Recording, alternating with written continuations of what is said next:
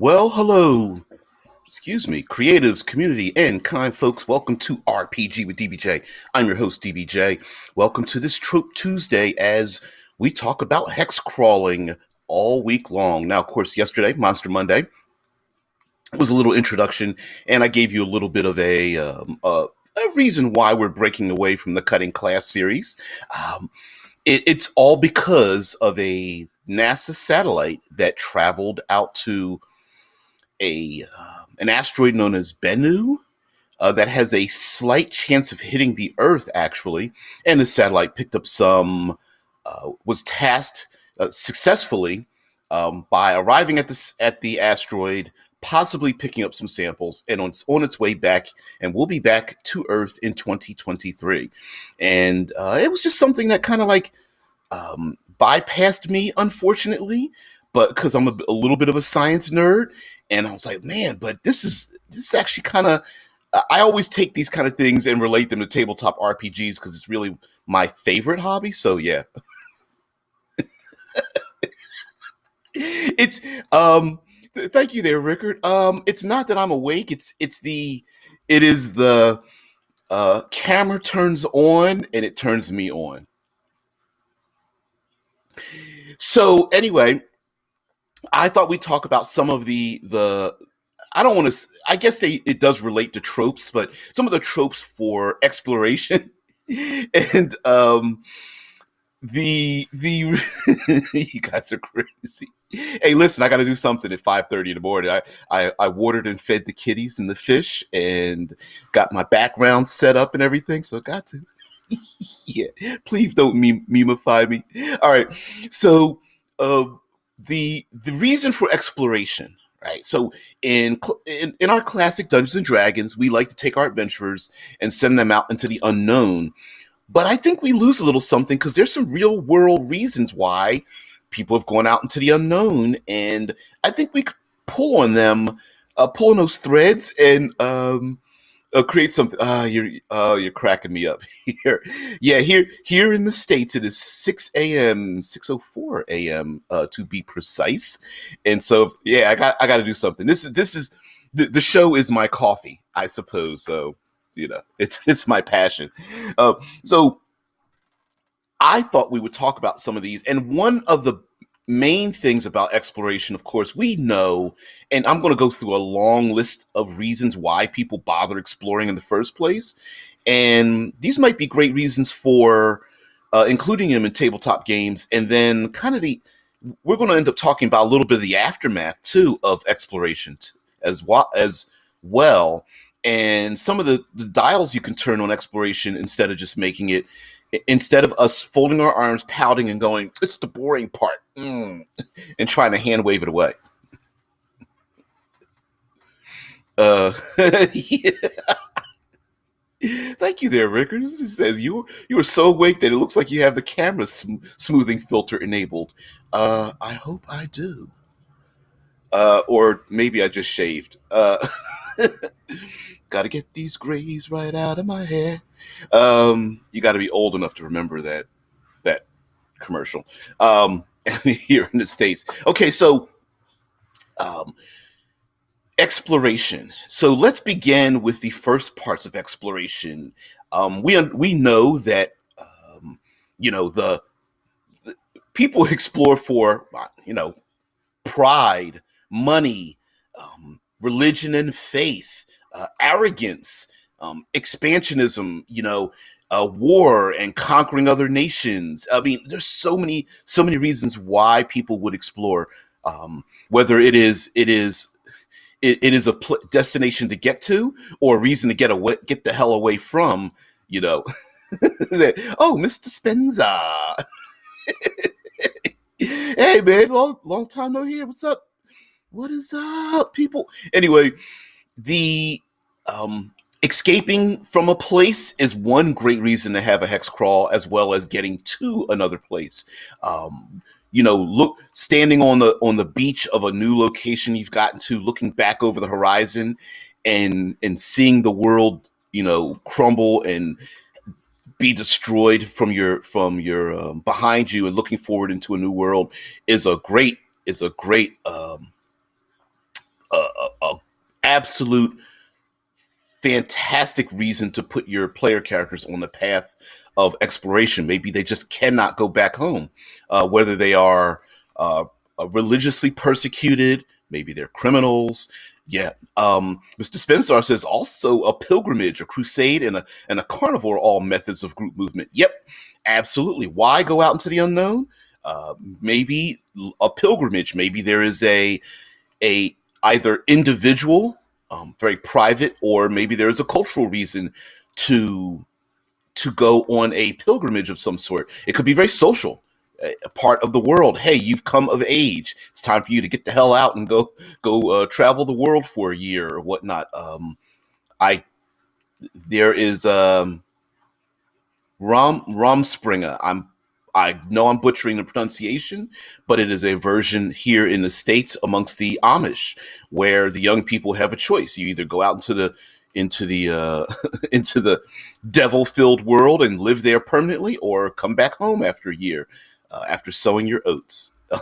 A crusade, of course, whether the state is sending you out to convert the masses or destroy enemies, or um, you know, yep, exactly. Here is Rickard. Yep, you're 18 now. Here's your walking stick. Absolutely, going out into the world. So it could be very cultural. It could be a message from the other side of the world, and I mean that through, like, literally, like a message sent from the other side of the world. Hey, come visit us, and you may be the lucky few to go. I.e., science fiction wise, it's done plenty of times, but in a medieval setting, maybe a note, a bird, a traveler. A dead corpse with a note grasped in its hands or something, or it could be through a membrane of the world where the gods or an oracle or just a solar eclipse, something like that, like a message sent to everyone. It's like, or whether it perceived or reality is like, well, gotta go because this thing's about to happen. Um, the There was a anime that was shown on television back in the late 70s, early 80s, known as Star Blazers and Battleship Yamato. And it was, radioactive asteroids hitting Earth. You need to go off, off to Iskandar because you have to go save the Earth and stop this thing from happening. So maybe there's a method to stop a a cataclysm from happening if you just travel far enough. So there's plenty of reasons why.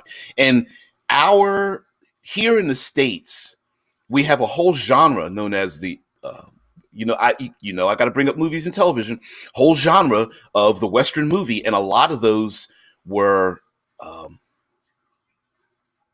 Rickard says, Star Blazers. Wonder if it's another name for the one we got. Battleship Yamato was another name for it that I remember, but I don't know if it had yet a third plus names for basically a giant battleship that shot a big old energy blast out of the front of it. Um, yeah. Mr. Spenzar says having invisible boundaries on your hex map to denote the territory of some beast or clan of beasts seems like a fun hex crawl. I think. Yeah. You know what? Here's the okay. Let me finish. Let me finish with my my Western thought. Okay, so a very common theme in Western stories, movies, especially television, is the travel to the unknown. And I already hear you saying about the problematic ideas about Western stories, whether it starts from Christopher Columbus landing in the New World and the indigenous peoples, whether it's a first contact story, whether it is a um, here in the States, there have been a number of reasons why there's been expansionism when the United States was first, Europeans first got to the United States, but a number of them could be used, minus some of the problematic parts of it, to be used for tabletop storytelling. Um, Cameron says, I hear the going on a pilgrimage to Mecca is the experience of a lifetime. I imagine that a lot of adventure could happen on a journey like that as the party's God tests them. Yeah, perfect example. Thank you so much.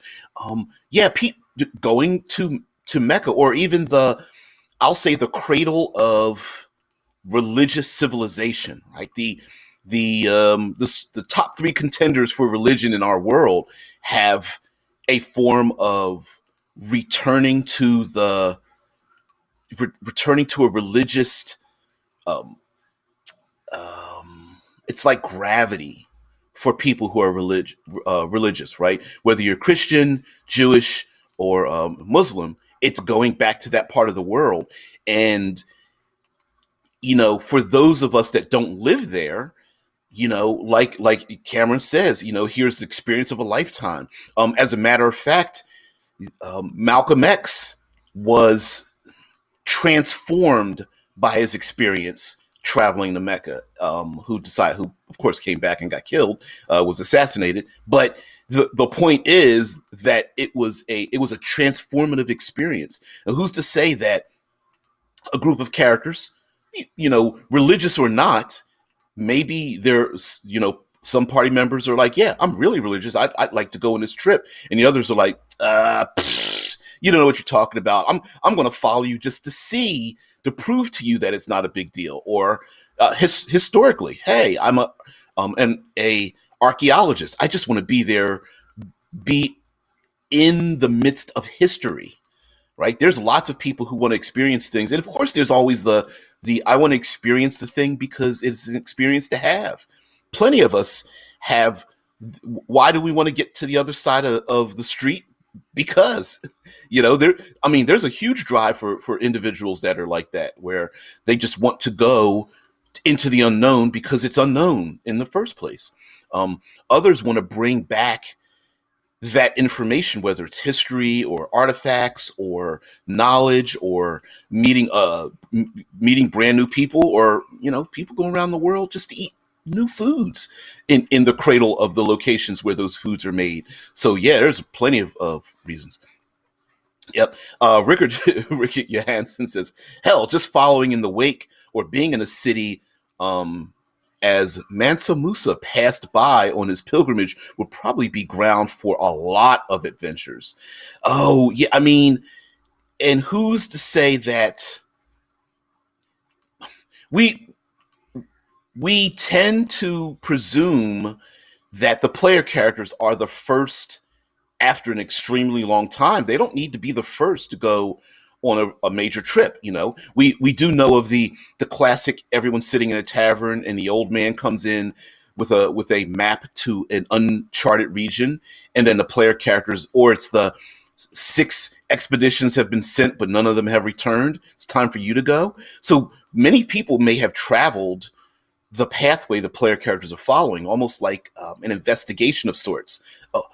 3 months later, like, one of the expeditions must have been here. Here's some evidence that they arrived, or their ship landed on the beach and it's destroyed, or here's a dead body and a banner that's tattered and whatnot, and they must have been from where we were from, or heck, it could have even been enemies. But in a lot of the Wild West stories, whether it's expansion due to land, everyone wanting to take their flag and planting it in the ground and saying, this is my land and I'm going to raise my family.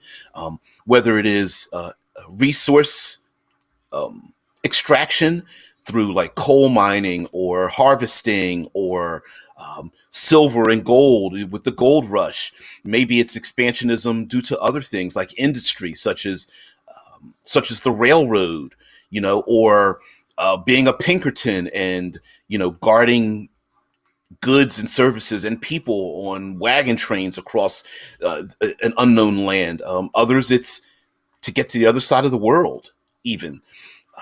And even when establishing a beachhead, there's always this like push and pull of getting there fastest and first, and then establishing yourself in a central location, knowing that others might bypass you to go even further. So it's like, do I stay or do I go? Right?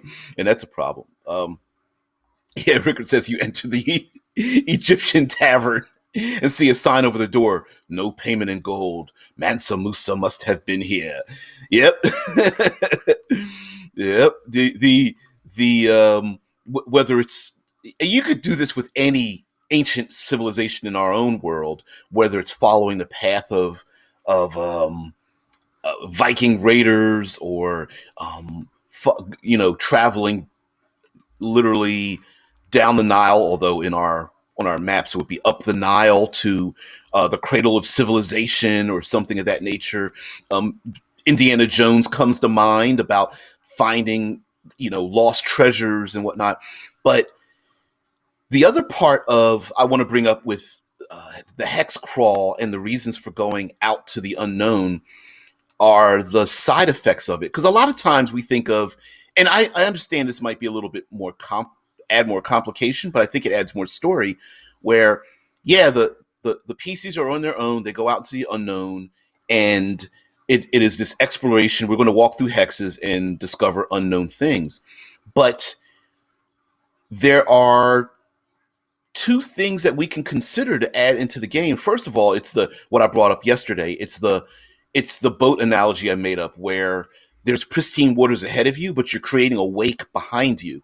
And your interaction with everything, every time you go through another hex, you're creating, you're disturbing what's happening in that hex. And so you're making friends with people and disturbing the environment. You are establishing good or bad or neutral relationships with certain factions out there. If you spent the night in a tomb and left that tomb to go on, maybe someone finds out you did that, or an ancient spirit awakens and sends a message to a local tribe, or people from your own faction have arrived on the same continent on their ship, and they're trying to travel after you. So this wake of the player characters and their ambitions and having an effect on the world, and letting that effect continue in the story, not just, oh, owlbears, next hex, okay, blue dragon, next hex, gelatinous cube, instead of just like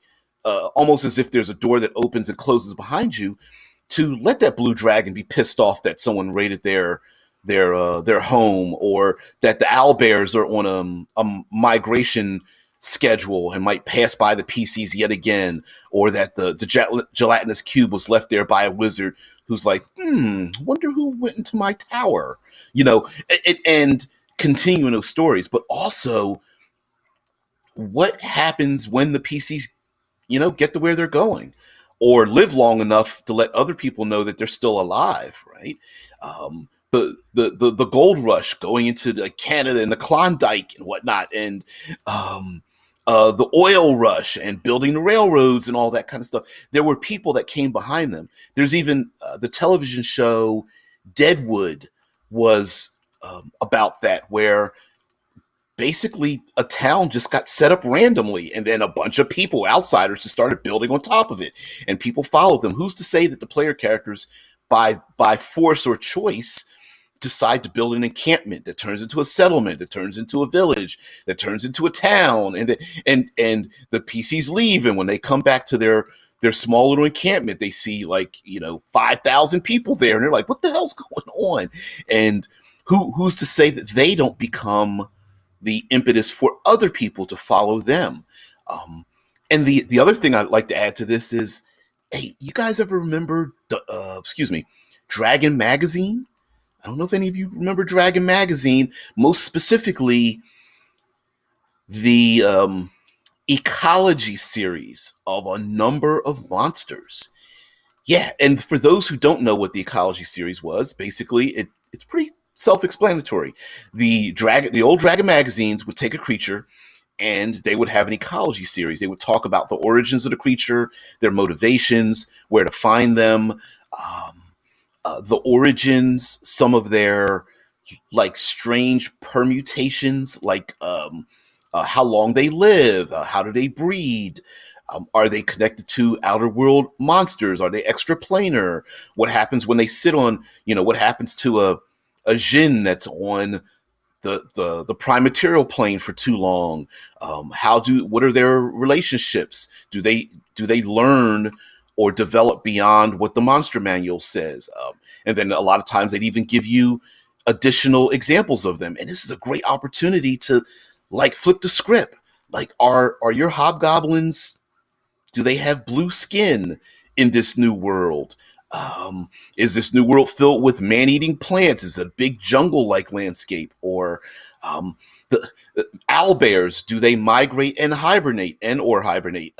Are your Arctic owl bears different than your scrubland owl bears, which are different than your forest owl bears? And are owl bears a offshoot of a yet another failed experiment by some magi or alchemist or something, or are they just a natural part of society? And again, do they how do they breed? And if they do they migrate like I mentioned before? Is there a mating season, or is there territorial? And with a hex crawl, you could really take a lot of the monsters where you have the taking those ecology series, um, migrate. They sure do. Also, they also give headaches. Make a saving throw or get a head splitting headache. Huh? You find in its hoard a few healing potions and some some pain relievers. Really? Yeah. Yeah. Yep. That's exactly how it goes. So the so another great thing to do, adding to that, is you could a lot of us have already thought about, like, uh, we understand Dungeons and Dragons is very vanilla, right? It gives us a lot of tools to work with, but tell us it doesn't give us all the answers, but we can come up with those answers. Like, for example, what is the relationship between, if there is one, between lizard-like kobolds, lizard folk, Sahogin, dragonborn, and real dragons, as well as wyverns and drakes, and what are some of the other pseudo dragons, and chimera and dragon turtles? Like, are they all related, and why? Maybe there's something that can be said about them in this new world. Maybe things are completely different. Like, for example, something very dangerous to the PCs in the outside world is a common thing. Like, for example, maybe people ride around on giant lizards as pets, or dinosaurs, or they domesticate saber-toothed tigers. The world doesn't even need to be prehistoric. It could just it could just be different. Maybe hobgoblins are murderous a-holes where the PCs come from, your stereotypical goblinoids, but they travel to this other world and no humans exist. Maybe it's a vast empire of goblinoids with a full breadth and width of politics, languages, skills, culture, the arts, empires. Maybe the PCs really are. Maybe the PCs are from the Stone Age, technologically and culturally speaking, when they arrive to a new world where there are people, dressed in robes and speaking multiple languages and very well educated, and the player characters are like, we've got to go back home and let people know about this.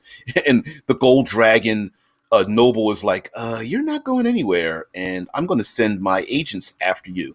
And PCs are like, what kind of agents? They're like, oh, you mean all the lawful good agents that I have? You're not going anywhere. So it might not just be exploration unknown. It might be exploration in, like, ooh, we need to get back home, which might also be the continuation of an exploration, right? The hex crawl into a place and then the hex crawl to get the hell back home might also be part of a desire to get back.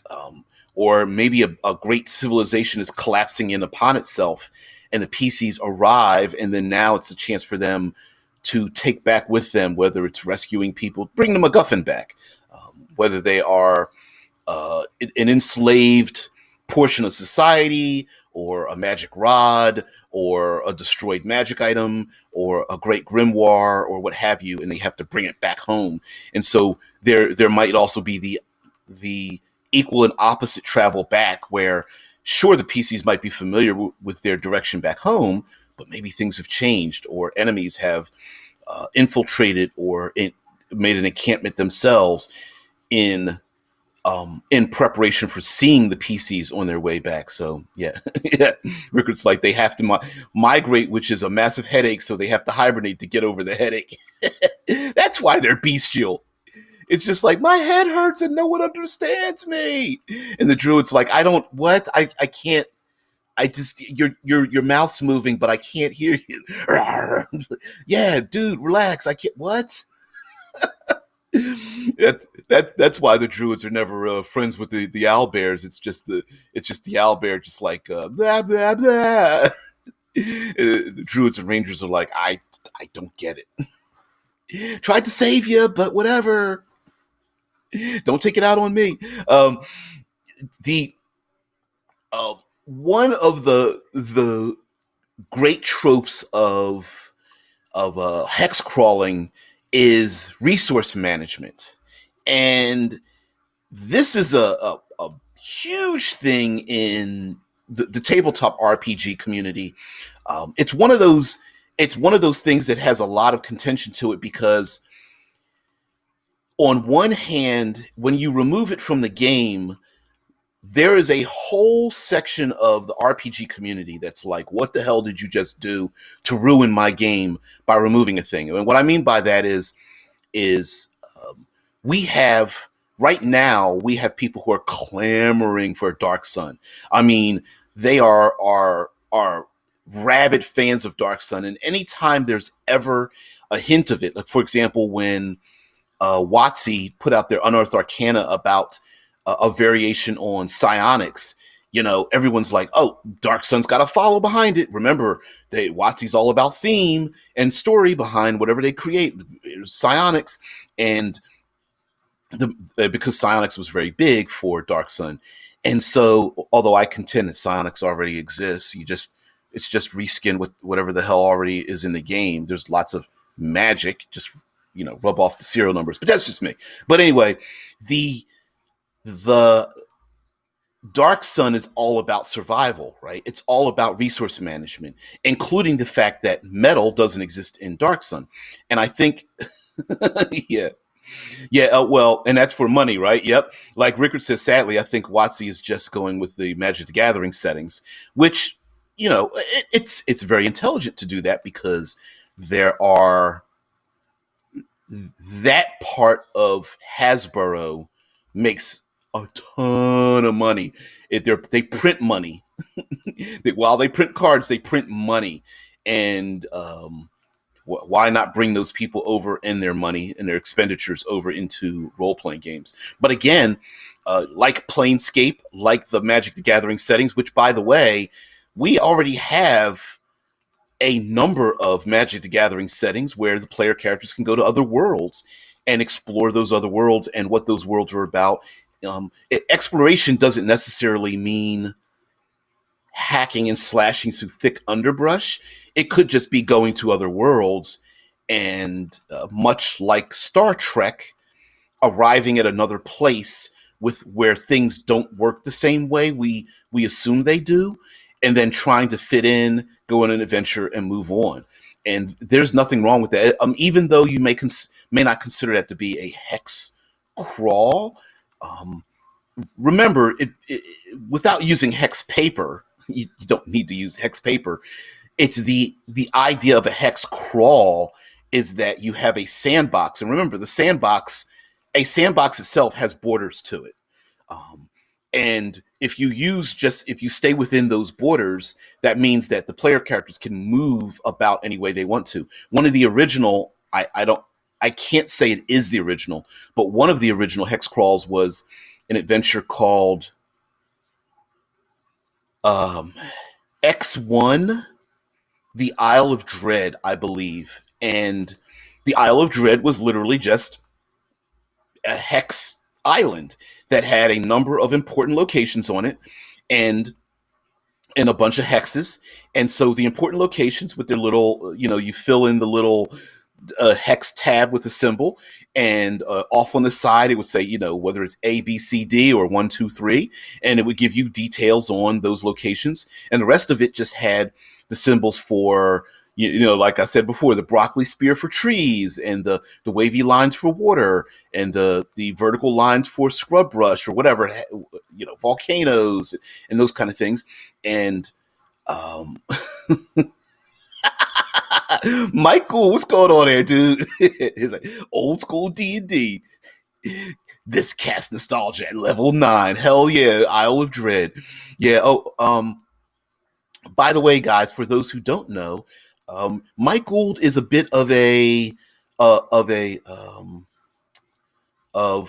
a popular individual, a celebrity of sorts, who nearly single-handedly laid out the out-of-the-box encounters for Nerdarchy, guys. So give a small round of applause to that individual for having to take on a pretty daunting task when it comes to assembling lots of divergent information all together into one into one printable document, a hardback book. Yeah, which I have. I don't have it near me. It's downstairs. But nah, dude, no, and instrumental in creating a number of those adventures as well. So I don't think you give yourself enough credit, because you're pretty you're pretty creative, dude. And by the way, I always tune into Nerdarchy Live. They have another channel. A lot of people don't understand that. Um, yeah, I'm with you, dude. That's this morning you guys were making fun of me because I was like, they were like, you're too awake. My brain never stops either. Yep. Enthusiastic golf clap. Absolutely. Yeah.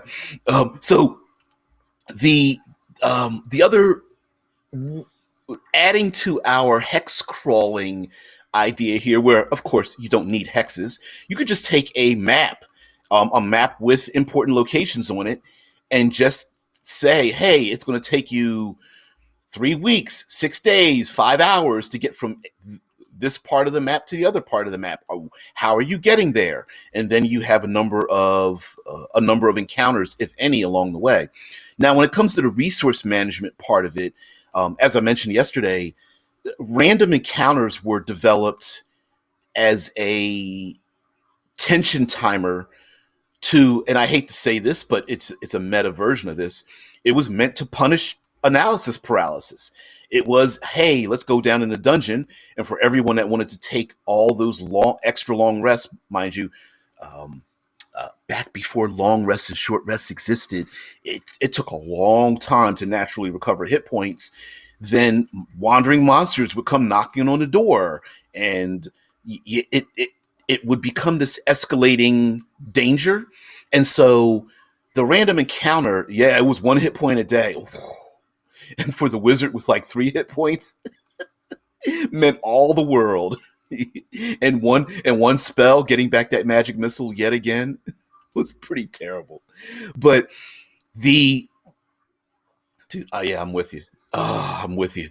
But the other, of course, you know, resources aren't just food and water, which has a lot to do with exploration, but it's resource management of capabilities. Now, today in fifth edition, you know, I don't know, 5 minute break reading a book, and you're almost back to like normal. It's a constant series of going nova.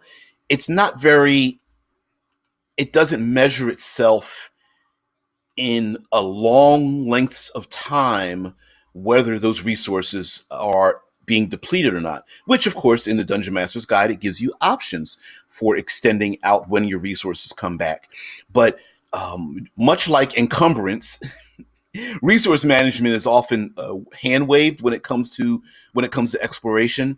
And so if you don't want to do the I want to count rations, and I need to count how many arrows I have, and how, you know, I don't know, counting how we go hunting, and how many calories do we get from hunting and gathering, or whatever silliness that you want to do.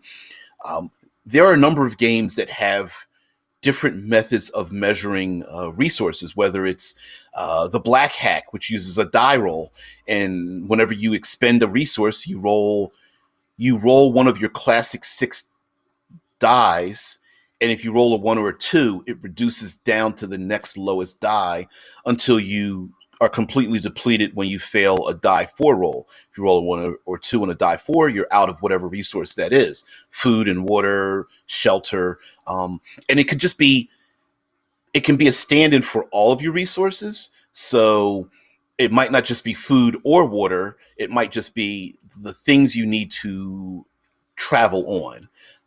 Whether it's like, oh, you failed a roll, so someone broke an ankle, or one of your mounts got sick, or scavengers stole one of your backpacks full of food or something in the night.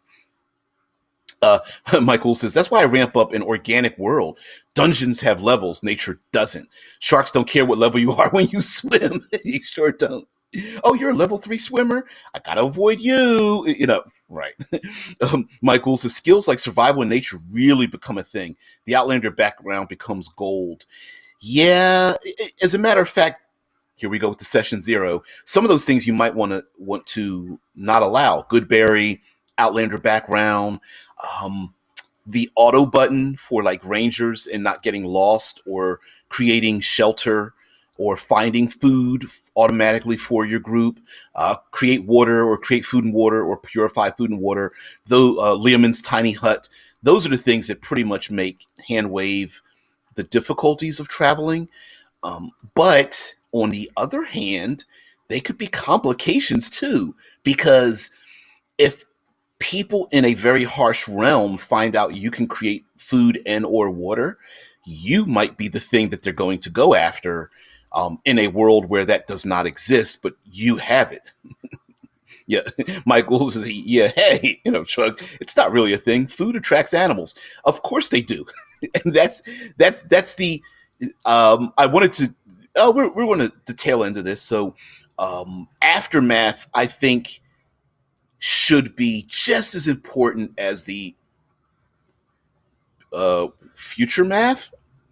Um, the aftermath, meaning like, in our real world, and I've been on uh, when I was a kid, I went on a group known as the Pathfinders. Every year, my mom sent me off to camp, and one of the if you were old enough, you could join Pathfinders, and and when you joined Pathfinders, you went on a week's trip where you had to do low impact camping, and it was very important to do a low impact camping. And player characters may need to do that to survive in this world, because if they impact the world, they might be creating their own adversaries in the future. Rickard says, if the only tension you can think of is nullified by Outlander, you're going to have problems coming up with tension. I can't disagree with you.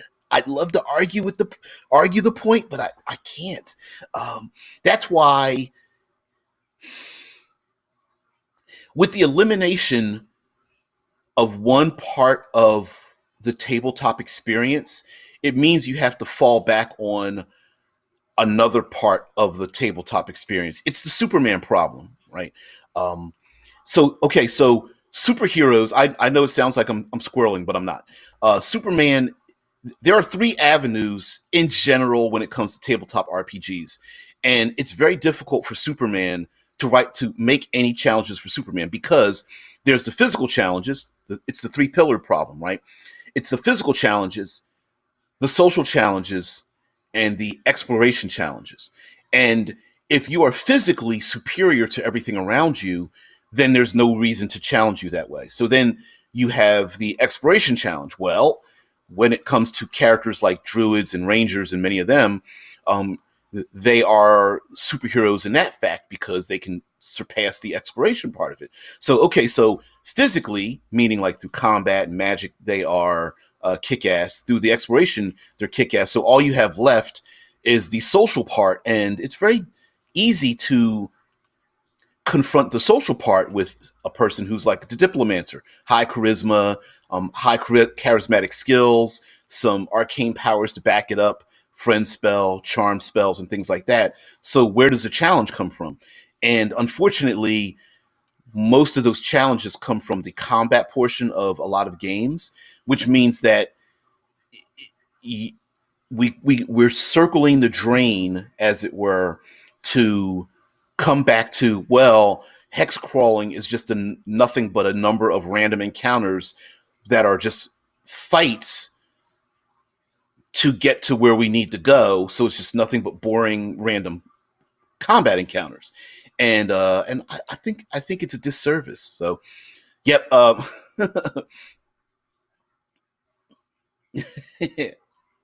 Yeah, Mike Gould's like, quote, yeah, so I was saying to Marge, bear, run. I don't think that. I saw that earlier. But yeah. It says diseases, it talks about diseases from infected water, exhaustion from extreme environments. Yep, hot, cold, humid. Yep. I'm considering extreme environments expending hit dice instead of exhaustion levels. I like that. I think hit dice is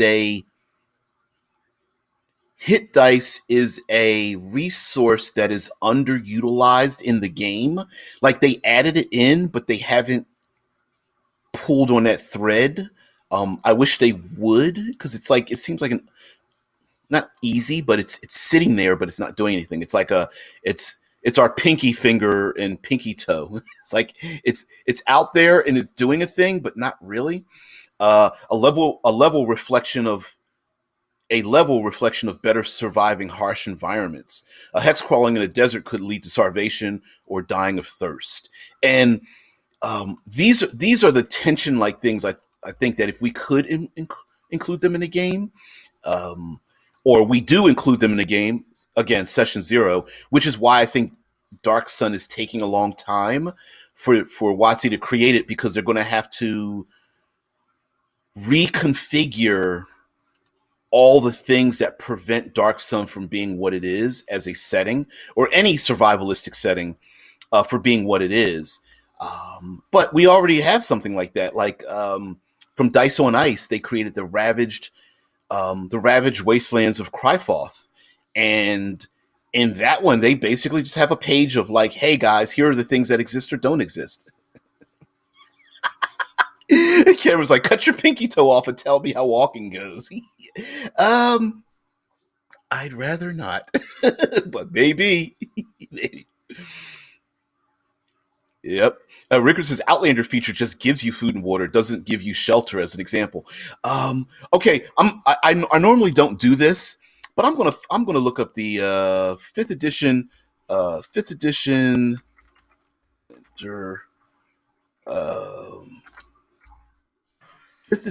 Outlander background, and I'm gonna see what it says.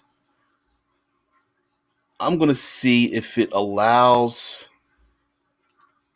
because I wonder if there's a gap in it, right? So I wonder if there's a gap to say, because there's something in my mind, and uh, I, I can't get it out because I need to know if it gets purchased. Oh, it's not letting me see it because I don't own it. All right, let's see. Nope, it won't let me see it.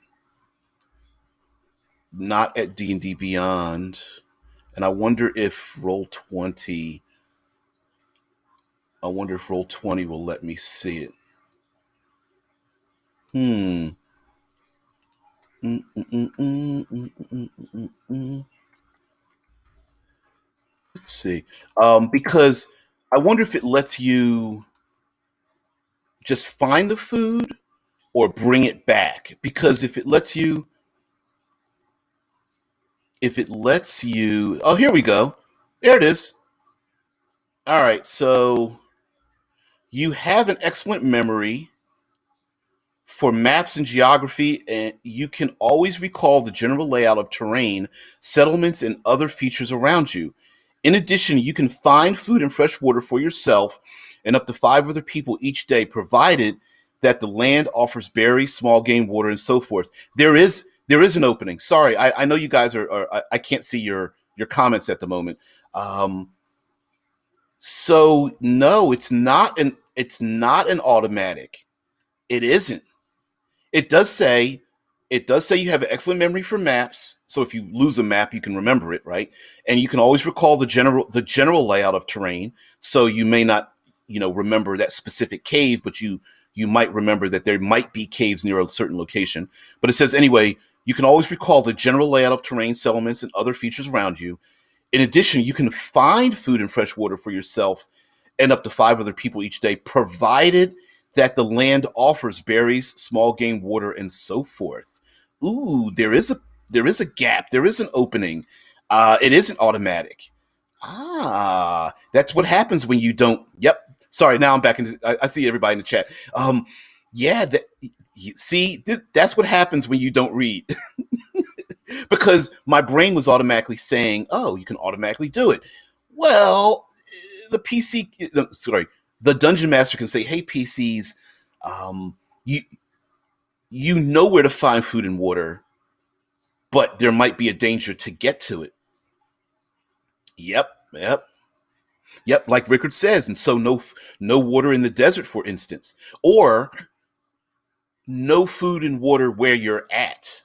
Right? Like, you know what? Around us, there isn't any, but I am familiar with the fact that an oasis might be 7 days travel, or there are clues in the environment, or I'm watching bird migrations, or like you could set up, you could both give the benefit of the doubt to the outlander as well as making it difficult, right? Like, yes, you know where to find food and water.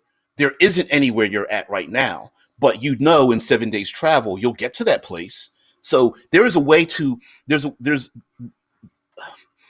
way to both acknowledge the professionalism of the PC, because I one of the things I hate doing is making the player characters feel like dumber than they are, like a fifth level ranger forgetting that they left a tool or didn't, properly make a camp. Of course, if you're a fifth level ranger, you're going to make a perfectly suitable camp. That doesn't mean that you should punish them, but on the other hand, you can say, listen, this is a dangerous world, and normally in a maybe a jungle, or normally in this place like, you are familiar with this location, familiar enough to know that you're going into a place where you're not going to be able to get food and water. Like, maybe you know that automatically, and so now you got to make two choices. Do you take the shortest route that's the most dangerous in not being able to find resources, or do you take the longer route where you can find resources? But anyway, you guys are mentioning, like, yeah, like, let me go back up here. So like Rickard says, so no water in the desert, for instance, and Mike Gould says, quote, provided that, which does say that.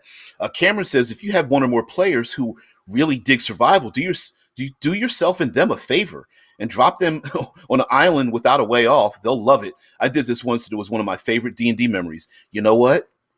Yeah, get problems without solutions, right? Hey, you PCs, you wake up on the beach after a major storm has destroyed your ship, and go, right? Start a game out that way. You're on the beach. Your ship has already sunk off the coast. Your crap is sitting on the beach with, trunks and all the debris left over from the storm that tossed you there, and click, go. Rickard's saying, instead, everyone is saying Outlander is OP, overpowered. Yeah, everyone's saying that. Mike Gould says, there may be water, but it's contaminated. It needs to be filtered and boiled. Add steps. That's my thing. Add steps to it. Yeah, you can find food. You're going to have to smoke it. You're going to have to filter the water. You might have to, um, um, you could get to it, but it might take longer to hunt for it, process it.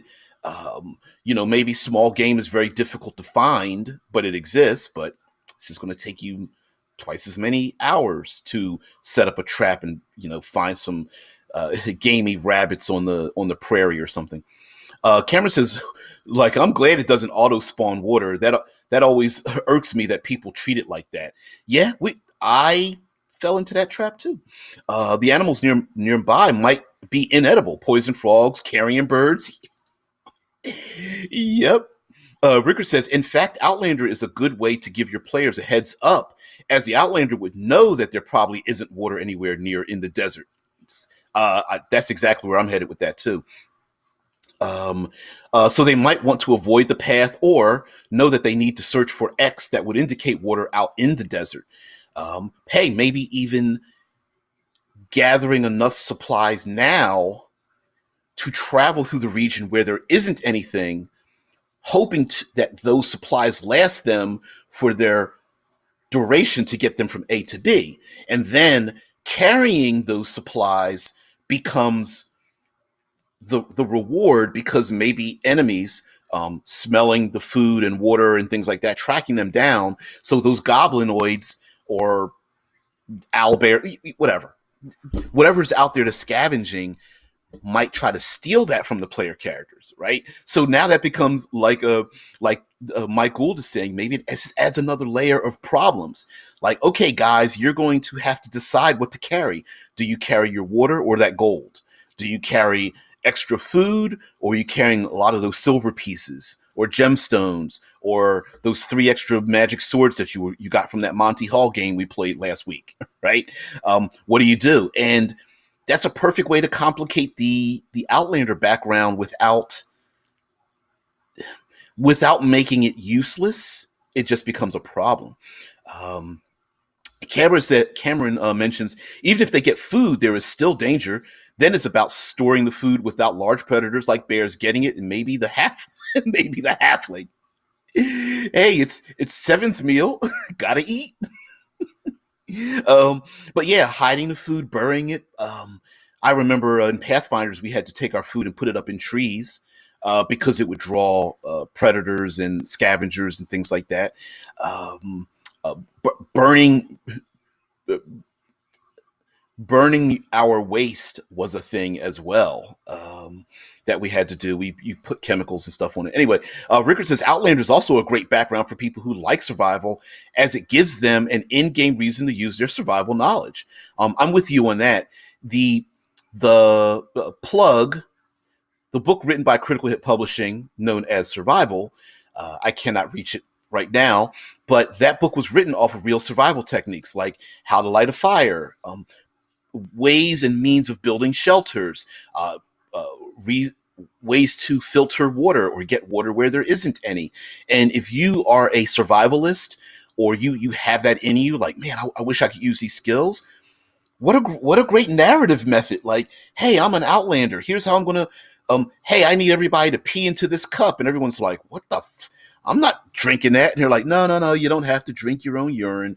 I'm gonna dig a hole and put a membrane over it, and have that membrane sink down over top of the cup of urine, and then when the urine starts to not dissipate, um, oh, what is it when water goes into the atmosphere? It hits the top of the you have a empty cup in the middle of the urine, and then the liquid rises up to the membrane, and then it drains down into the middle of the low point, and then it drops into evaporation. Thank you, God. That's what happens when you wake up this early in the morning. So the evaporation causes it to go down the membrane and drip into the unfilled cup. But long story short is there are plenty of like, uh, yeah, I need coffee. But yeah, there are many survival techniques out there. Hell, there's even heck in the survival book, it even tells you how to eat things that are inedible. For example, when I went on a cruise and went to a Caribbean island, and someone there said something to me that was the most basic, easiest survival technique, and said, "Listen, if the animals don't eat it, you shouldn't." And I was like, "Duh, that makes a lot of sense." They were like, "Yeah, if the animals scrounge for it or eat it or chew on it, that's probably a good idea that you could probably eat it, maybe." But they said if the animals avoid it, you need to avoid it too. So I was like, "That's great." Michael says double down on hit dice expenditure. The heat, the starvation, and thirst all cost a hit die per day. I like that idea because here's a thing that's already in the game that measures your expenditures. And when you consume something, you get the hit dice back, and you could literally have that physically in front of you. Like, here's my little pile of hit dice. Hey, a day went by, take one off. Oh, got to get one back. I think this makes perfect sense to me. I don't know about you, but I kind of like it. I kind of like it. Cameron says a bear that practices elevancies. That makes me think. What season is it in the adventure? Ooh, how does that affect the environment they're in? Could there be a flash flood, or the rivers dried up? Yep. Oh, It's both over her Twitch is like, you know too much about drinking urine. Yeah, it's like don't taste the yellow snow, it tastes like urine, and then your friend's like, well, how do you know? I assumed it was lemonade. Ugh. Yeah, I'm not Bear Grylls. I am not Bear Grylls. But yeah, what season is it? I mean, seasons are quite important when it comes to travel, especially those of us that live in the Midwest. Um, all four of our seasons are pretty dramatic, whether it's snow and wind and rain, and in the springtime it's hay fever and pollen and like you were mentioned there, Cameron, like um, in the great savannas, does the riverbed dry up only to become engorged with water during the flood seasons, right?